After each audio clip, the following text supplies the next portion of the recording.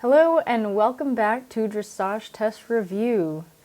I apologize for being out for a couple of months. There was a project I had to handle, but we are back and going through training level test. So with the USDF training level test, the development of the canter leads is one of the main things that you will be learning and executing in the test eventually. The working canter, which is basically the same concept of the working trot, where you start out with a stretching canter and then you bring the horse up into collection, very light collection, for a working canter. So you are working many of those short muscles of the back, but you must have a prerequisite of a lengthened stretching canter, just like the stretchy trot.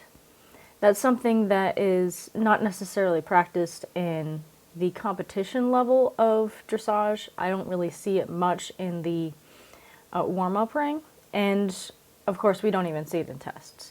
But just like the stretching canter, or stretching trot, the stretching canter is just as important. It's the same concept. And then of course we work at the stretching trot. So in classical dressage, if you're going to go through a training level test, you need to have not only a stretching trot, but a stretching canter as a prerequisite for the working canter. And then of course the working with the canter leads, which comes from the working canter. So that's what we've got, and this is of course in addition to anything that you have learned in the intro level tests. So let's get going on this. We have to start out a 2023 USDF training level test. So this person coming in, I can see that their horse is not balanced. The horse had a little bit of a resistance trying to stop. Now if the horse isn't balanced and the horse is kind of falling forward, they will have a hard time stopping because of course their balance is shoved forward. The horse comes up into a little bit of a better collection, so we've got a better working trot, but the horse is also distracted, and much of the time when the horse is distracted, it's either green, they haven't been around that area before, but in addition to that, much of the time the horse is nervous. So the horse is not finding solace in the rider. They know that something's coming. They know that something painful might be coming.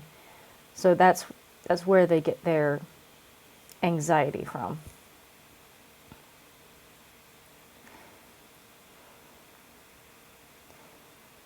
And I don't know if it's the rider's instability from here, but they seem to be pretty wiggly with their legs. And right now they seem to be just digging into that horse's back, or that horse's sides, to get that canter going. Now you saw before the canter, when it started, the horse threw his head up, shook his head, and they were kind of chasing it into the canter. This is what happens when you do a 30 or 90 day start on a horse. Let's just get this horse 1 month or 3 months into a walk trot canter thing. We're just going to chase the horse into a canter whether or not they're balanced. We just need to show the owner that we have trained the horse in all 3 gaits. This is what happens, and now the owner or rider has to deal with the anxiety and the issues associated with chasing a horse into a canter. So now they're going to have to spend months and months and months undoing what the trainer did, what they paid the trainer to do, which is a little nuts in my opinion. So here's the stretching or free walk. I would have liked the horse to be able to stretch more, like let the reins out a little bit more. Here we go. Horse is distracted again, not really on the bit. Connection is not there. And a lot of judges think that lack of connection on this level is forgivable, but I would say lack of connection at the walk and trot are not very forgivable, because what is going on is it's pretty easy for the horse with the walk and trot, for these working gaits and stretching gaits. It's not necessarily as easy for the canter, so I would say a little bit of a loss of connection for the canter is forgivable at this level, but for intro and the first test in training, you should have the trot down by now. And remember, the test is at the end of that phase of training before you go on to the next phase of training. It's not a, let's see where we're at. That's a schooling level test. And here we are again at the canter. Horse is throwing its head up again. It does not want to canter. The rider looks like he's just pushing this horse forward. And the horse is not liking this. So that does not show a good harmony between horse and rider. Of course, the horse goes back down to a decent working trot afterwards. But as you can see in that turn, the horse's shoulder was in. So it wasn't truly turning. And then we've got the halt, where the horse was just leaning. Alright, so we have a 2019 USDF Training Level Test 1. Now, I like this pair. I see them a lot. Well, I saw them a lot on the internet for these tests. And they're very brave to show that all these tests online.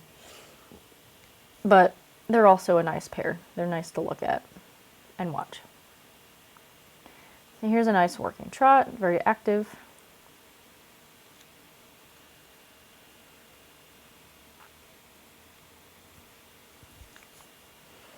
Now the judge does say fair energy, so a lot of the times they want to show a little bit more forwardness or energy in the forward movement. I would say mostly it's the horse isn't stepping under enough with its hind legs, so it's not stepping into the footprint of the front leg most of the time. It is slightly back from that. So the hind legs need a little bit more energy to go under. So that transition was pretty good, almost smooth, but I like this canter for this level. I would say this is a very nice representation of what a canter transition and canter should look like at the training level.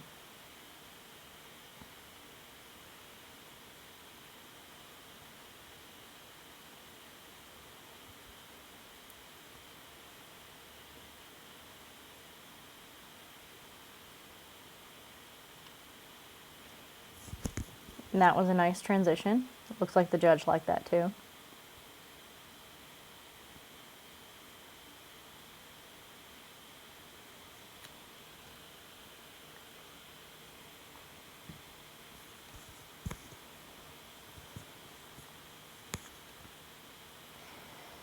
Now, this is one of my only complaints about this pair. The rider widens their hands all of a sudden when you go into the free walk. And what that does is, even with a long rein, that transfers pressure from the sides of the mouth, like the lips, and the upper part of the bar. So the lips will share the load of the pressure on the bit, but that will bring the pressure down directly onto the tongue and lower bars of the horse's mouth. This seems to be pretty popular these days in the competition ring, to widen those hands, but it's definitely not classical and it's definitely not good. You're not truly at a free walk because you've still got pressure on those bars of the mouth.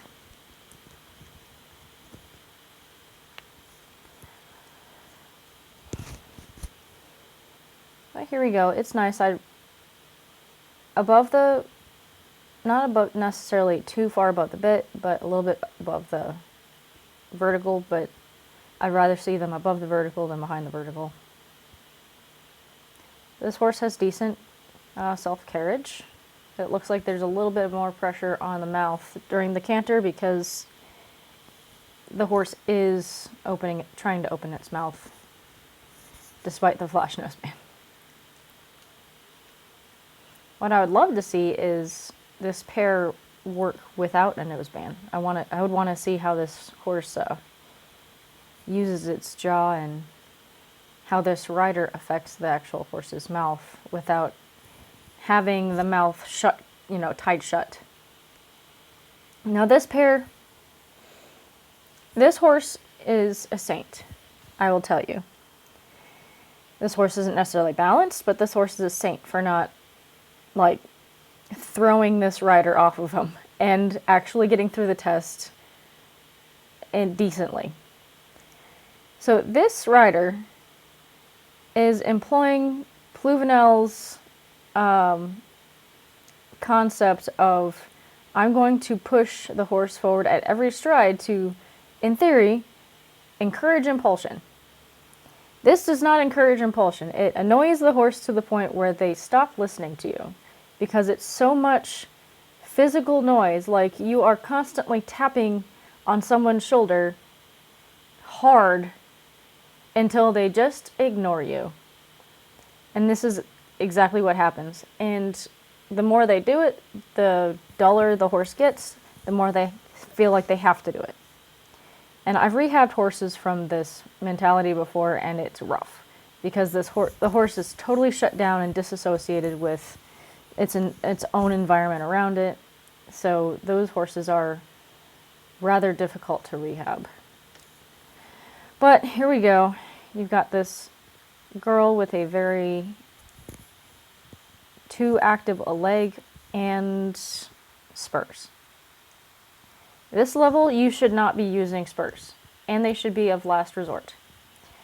So, yeah, I won't say anything more about the spurs.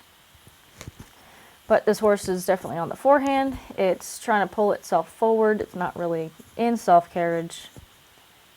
The rider's hand is very tight. So I think this rider is not only trying to violently kick the horse forward, but also, here are those wide hands again in the stretching trot. It's not going to help the stretching trot. Obviously, the horse is not really stretching. But I'd love to talk to this rider about their relationship with this horse.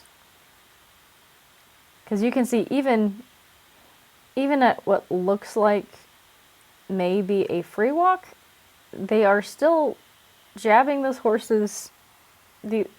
horse's sides with these spurs.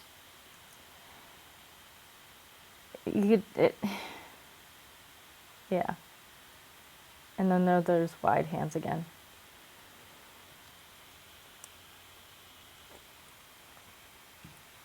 It's just digging. This is hard for me. It's really hard. And I'm only giggling at it because, I'm seeing it on the screen and I can't do anything about it. So, guys, this is why I don't go to horse shows.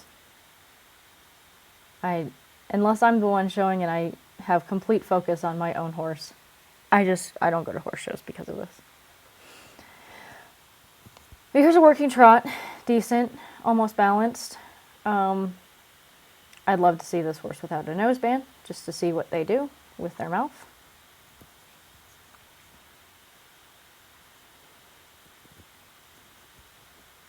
In the riding lessons that I give,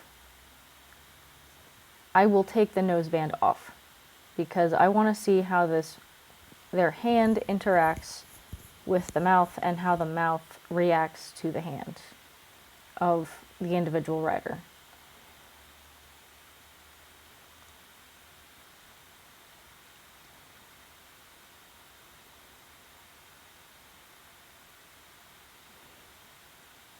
But if we're looking at activity and footfall, this horse has a nice, active, energetic working trot.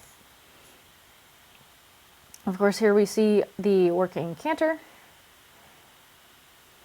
where the horse will use, when the horse pops their head up before the canter, what they're doing is they're trying to use their head as a fulcrum to get the momentum going for the canter. So that is indicative of the horse not having enough strength to carry its rider into a working canter. Which, I mean, training at home is fine. That's something that you need to look at as a training issue, but you don't want to have that at a test because you're testing that you have accomplished something. It's kind of like the test at the end of a grade, like the final test. You've accomplished something, so you want to test yourself. And if the horse is still using their head as a fulcrum to get themselves to canter, that you're not ready for the test. But here we go. Here's another pair.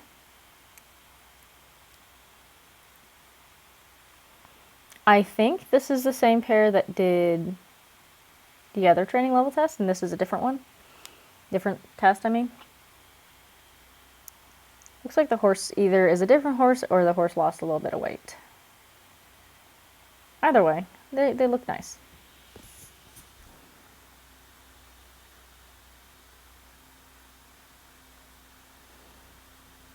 Here, yes, we are looking for a little bit more activity in the working trot. Mostly more activity in the hind legs coming under itself.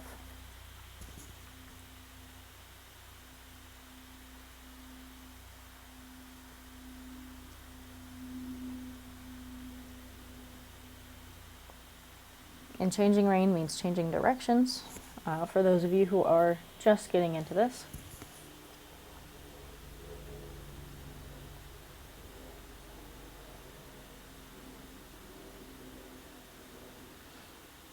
You can see that leg is slightly unsteady, but that was a nice transition into the canter. The horse isn't throwing their head up, they're not trying to speed into it. It was nice carriage.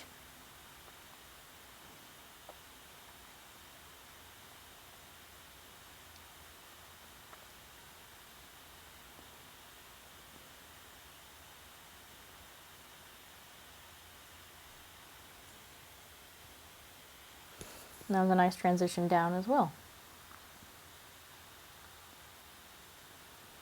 So this is a stretching trot. Here we don't really see much stretch, and then of course the hounds go wide. The horse, when your hands go wide and you're trying to expect some stretch out of that, you are not encouraging the horse to stretch down into the contact. Because, as I have stated before, the pressure of the bit is transferred to the bars, middle bars of the mouth and the tongue, which is unpleasant. It's more unpleasant than the corners of the mouth and the upper part of the jaw, where the tongue is a little thicker.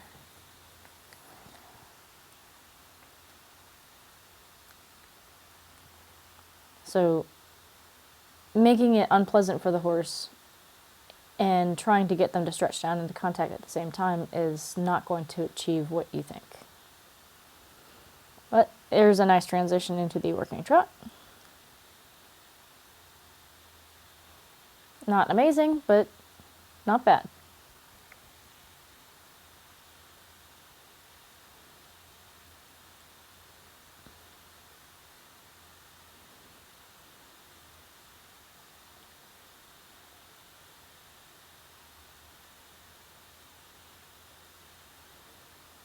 But looks like the horse is seeking contact.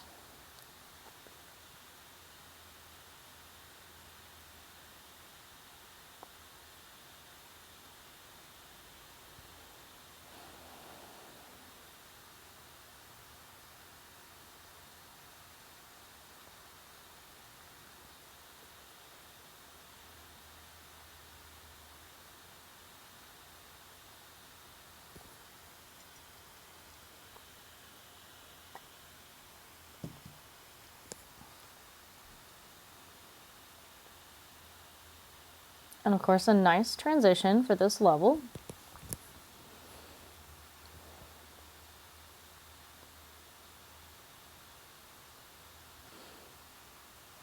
And I like that the rider is not using spurs.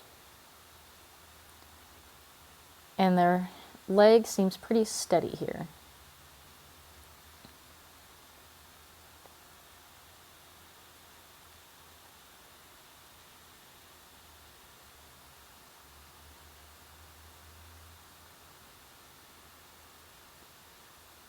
Let's see how he holds. Pretty good. Pretty good. Alright, so here's a 2023 training level test 3. I apologize for the vertical video, but I really did want to show this one because this horse is not happy. He may be compliant, but he is not happy. Or she. You see the horse kind of nodding its head. It looks like it is forcefully accepting contact. So every single stride, the rider has inconsistent contact. So you've got this horse nodding its head when the rider is pulling it back. So this horse wants to stretch its nose a little bit farther forward, but then the rider pulls it back every single stride. And you've got this canter. The transition wasn't too bad. It wasn't as bad as some of them, but it wasn't as good as the previous rider, for sure.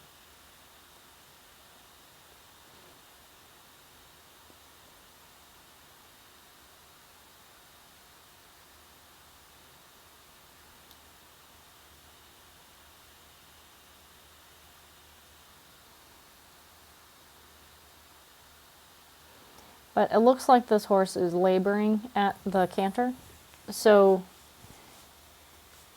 the horse is trying really hard, but it just seems like the horse is not necessarily strong enough to carry a rider at that pace. It's really trying, but it's straining.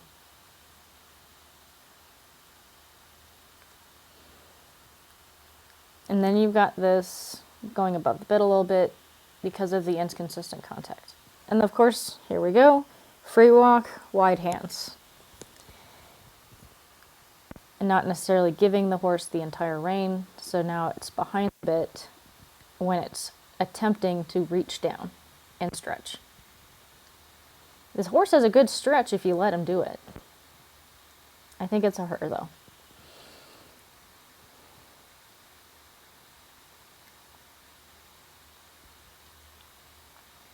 Likely if you were to take the noseband off of this horse, it would go around the arena with his mouth open because of such inconsistent contact with the hand, and probably very tight, too tight of a contact with the hand, that it will likely just be like, all right, skip this, I'm not doing it, I can open my mouth now, and then we're just going to ride around like that.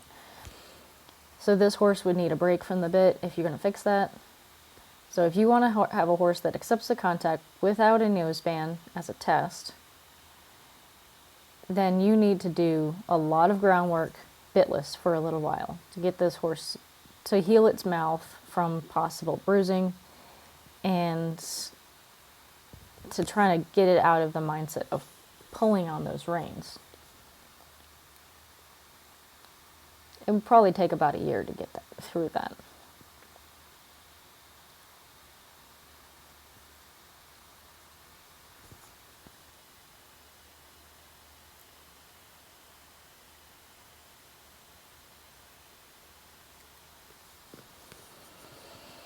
But it has a very active trot.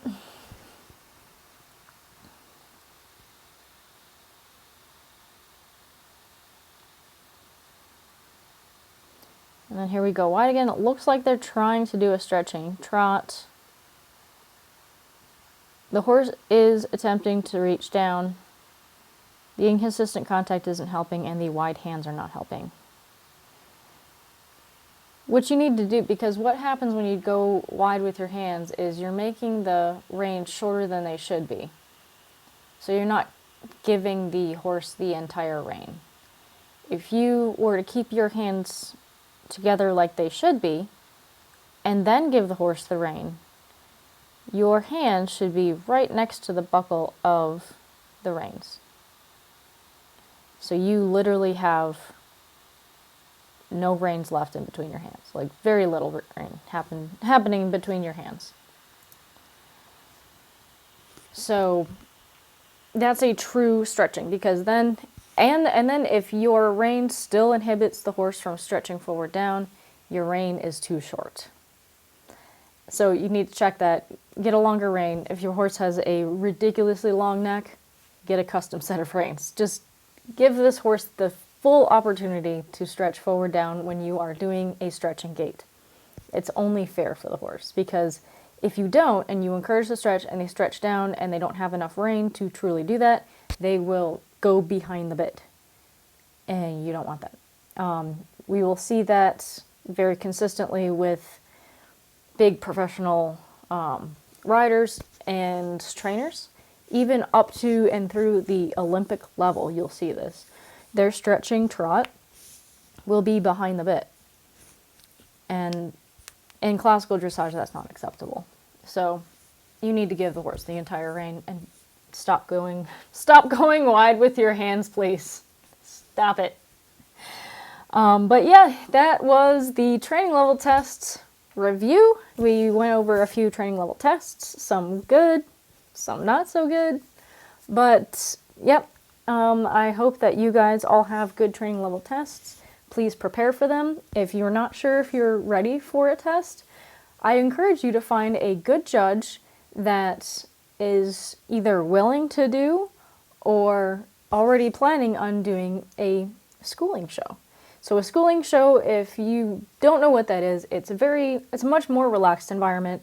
It's more of a teaching environment where much of the time you're going through the test and the judge is giving you live feedback. It's kind of like a lesson or a clinic, but you're going through that test and seeing what the judge says immediately through all of these parts of the test. So you're not going through the test and then waiting for the response of the judge and then all of a sudden getting a bad score, and then you're like, why did I get a bad score? I feel like it was okay.